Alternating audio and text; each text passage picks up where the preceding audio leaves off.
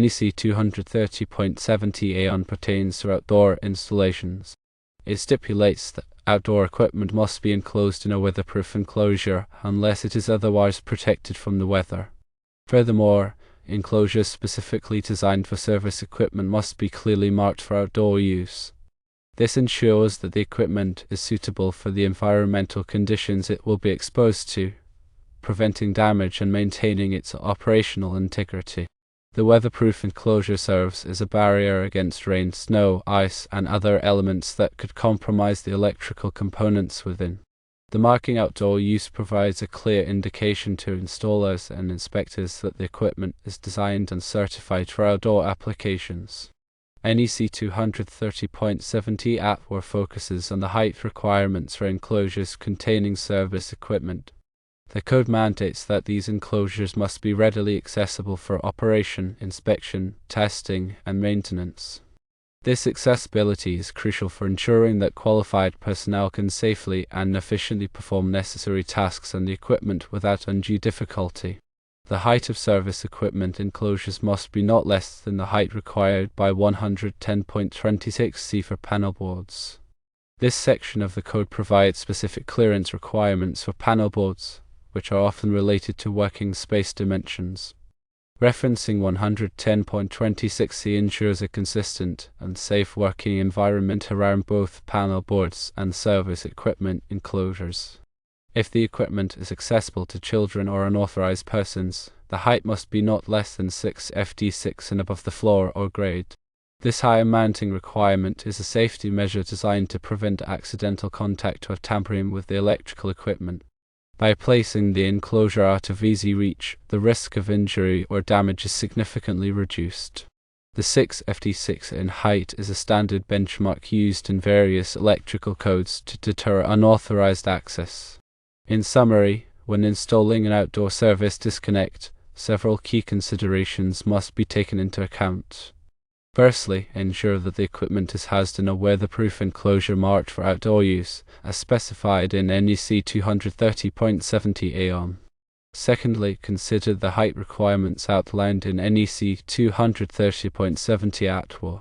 This includes ensuring that the enclosure is readily accessible for operation, inspection, testing, and maintenance, adhering to the height requirements specified in 110.26C for panel boards. Thirdly, if the equipment is accessible to children or unauthorized personnel, the height must be a minimum of 6 FT6 and above the floor or grade. Failure to comply with these requirements could result in code violations, safety hazards, and potential liability issues. It is crucial to consult the latest edition of the NEC and local amendments to ensure compliance with all applicable regulations. Understanding the specific requirements outlined in NEC 230.70 AON and NEC 230.70 ATWR is essential for ensuring a safe and compliant electrical installation. These regulations are designed to protect both qualified personnel and the general public from electrical hazards associated with outdoor service disconnects. The weatherproof enclosure requirement ensures that the equipment is protected from environmental factors, while the height requirements prevent unauthorized access and promote safe working conditions. Always prioritize safety and compliance when working with electrical equipment, and consult with qualified professionals if you have any questions or concerns. Let's delve deeper into the specific implications of each of these requirements. The weatherproof enclosure mandated by NEC 230.70 AN is not merely a suggestion, it is a critical safety feature. This enclosure is designed to protect the electrical components within from a variety of environmental hazards. These hazards include rain, snow, ice, dust, and even sunlight. Prolonged exposure to these elements can lead to corrosion, insulation breakdown, and other forms of damage that can compromise the integrity of the electrical system. A properly selected and installed weatherproof enclosure will prevent these issues, ensuring the long-term reliability and safety of the service disconnect. The term weatherproof has a specific meaning in the context of electrical enclosures. It does not simply mean that the enclosure is water-resistant.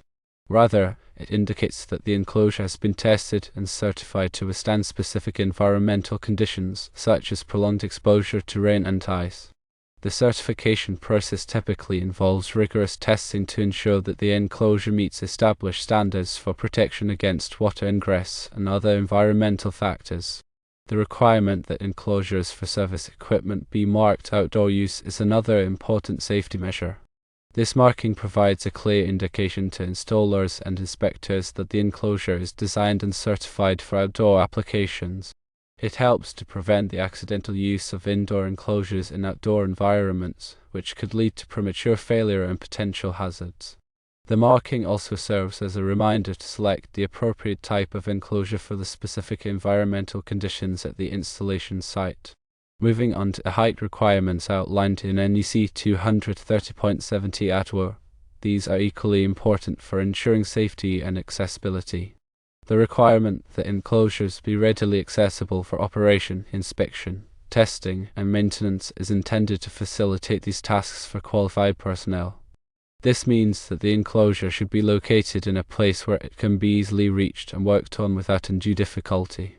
The location should be free from obstructions and provide adequate working space for the electrician or technician. The reference to 110.26c for panel boards is significant because it ties the height requirements for service equipment enclosures to established standards for working space around electrical equipment. 110.26c specifies minimum clearances for working space in front of electrical equipment, as well as minimum widths and depths for these spaces. By referencing this section of the code, NEC 230.70 ATWER ensures that the same level of safety and accessibility is provided for service equipment enclosures as for panel boards. The requirement that service equipment be mounted at least 6 ft6 in above the floor or grade if it is accessible to children or unauthorized persons is a critical safety measure for preventing accidental contact or tampering. This height is generally considered to be out of reach for most children and unauthorized individuals, thereby reducing the risk of injury or damage. The 6 ft6 in height is a standard benchmark used in various electrical codes and safety regulations to deter unauthorized access to electrical equipment. It is important to note that this height requirement applies only if the equipment is accessible to children or unauthorized persons. If the equipment is located in a locked room or otherwise secured area, the height requirement may not apply.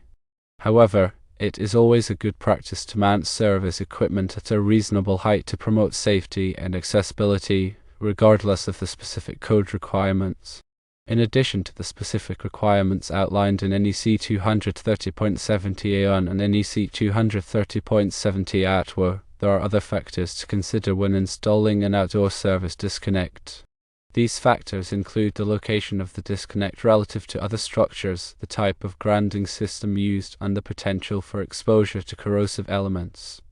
The disconnect should be located in a place where it is easily accessible and protected from damage. It should also be located away from flammable materials and other potential hazards. The grounding system should be properly installed and maintained to ensure that the disconnect is effectively grounded. This is essential for preventing electrical shock and other hazards.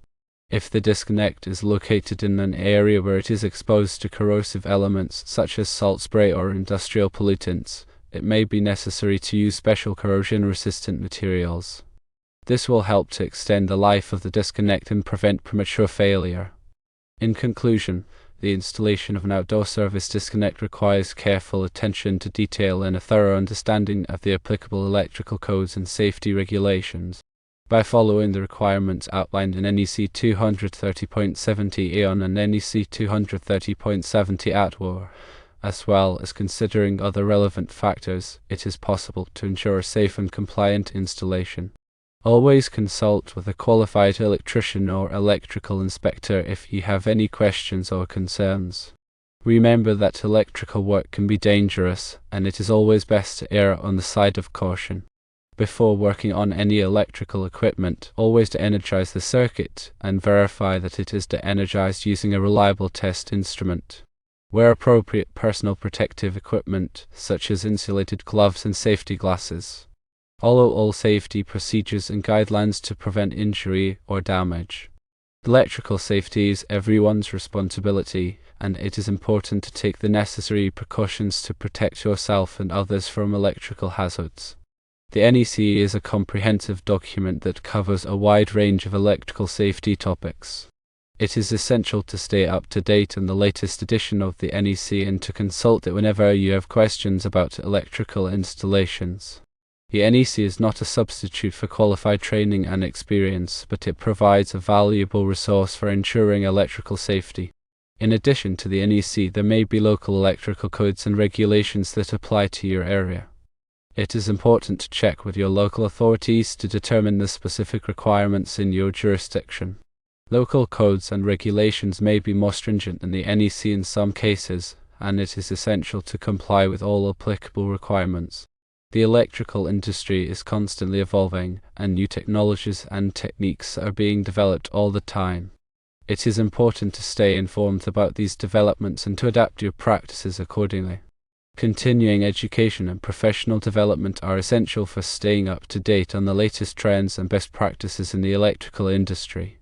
By investing in your education and training, you can improve your skills and knowledge and enhance your career prospects. The electrical industry offers a wide range of career opportunities, from electricians and technicians to engineers and inspectors. There is a high demand for qualified electrical professionals, and the job outlook is generally positive. If you are interested in a career in the electrical industry, there are many different paths you can take. You can start by obtaining an apprenticeship or attending a vocational school. You can also pursue a college degree in electrical engineering or a related field. With hard work and dedication, you can build a successful and rewarding career in the electrical industry. The importance of proper grounding cannot be overstated. Grounding provides a safe path for fault current to flow back to the source, tripping the circuit breaker or fuse and preventing electrical shock. A properly grounded electrical system is essential for protecting people and property from electrical hazards. There are several different types of grounding systems, and the specific type required depends on the application. It is important to select the appropriate grounding system for the installation and to ensure that it is properly installed and maintained. Regular inspections and testing of the grounding system are essential for ensuring its effectiveness. Any problems with the grounding system should be corrected immediately to prevent potential hazards. Overcurrent protection devices, such as circuit breakers and fuses, are designed to protect electrical circuits from overloads and short circuits. These devices interrupt the flow of current when it exceeds a predetermined level, preventing damage to the wiring and equipment. It is important to select the appropriate overcurrent protection device for the circuit and to ensure that it is properly installed and maintained. Overcurrent protection devices should be tested regularly to ensure that they are functioning properly. Any defective or damaged overcurrent protection devices should be replaced immediately. Surge protection devices are designed to protect electrical equipment from voltage surges, such as those caused by lightning strikes or power grid switching. These devices divert the surge current to ground, preventing it from damaging the equipment. Surge protection devices are particularly important for sensitive electronic equipment, such as computers, televisions, and appliances. It is important to select the appropriate surge protection device for the application and to ensure that it is properly installed and maintained. Surge protection devices should be inspected regularly to ensure that they are functioning properly. Any damaged or defective surge protection devices should be replaced immediately. Arc fault circuit interrupters, or FSIs, are a type of circuit breaker that is designed to protect against arc faults. Arc faults are a common cause of electrical fires, and FSIs are designed to detect and interrupt these faults before they can cause a fire. FSIs are required in many areas of the home, particularly in bedrooms and living rooms. It is important to test FSIs regularly to ensure that they are functioning properly. Ground fault circuit interrupters, or GFCIs, are a type of circuit breaker that is designed to protect against ground faults. Ground faults occur when current leaks to ground, and GFCIs are designed to detect and interrupt these faults before they can cause an electrical shock. GFCIs are required in areas where there is a high risk of electrical shock, such as bathrooms, kitchens, and outdoor locations. It is important to test GFCIs regularly to ensure that they are functioning properly. Electrical safety is a shared responsibility. By following safe practices and taking the necessary precautions, we can all help to prevent electrical accidents and injuries. If you are not qualified to perform electrical work, always hire a licensed electrician. Electrical work can be dangerous, and it is always best to leave it to the professionals. Stay informed, stay safe, and always prioritize electrical safety. The information provided here is for general guidance only and should not be considered a substitute for professional advice. Always consult with a qualified electrician or electrical inspector before performing any electrical work.